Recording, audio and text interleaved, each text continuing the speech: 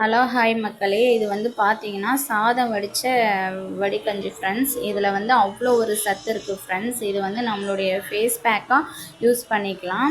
Next வந்து நம்மளுடைய ஹேருக்கு வந்து வாஷ் பண்ணுறதுக்கு வந்து யூஸ் பண்ணிக்கலாம் ஃப்ரெண்ட்ஸ். இதில் அவ்வளோ ஒரு சத்து இருக்குது ஃப்ரெண்ட்ஸ். இதில் பார்த்தீங்கன்னா இது வந்து ரேஷன் அரிசி வடிகஞ்சி ஃப்ரெண்ட்ஸ்.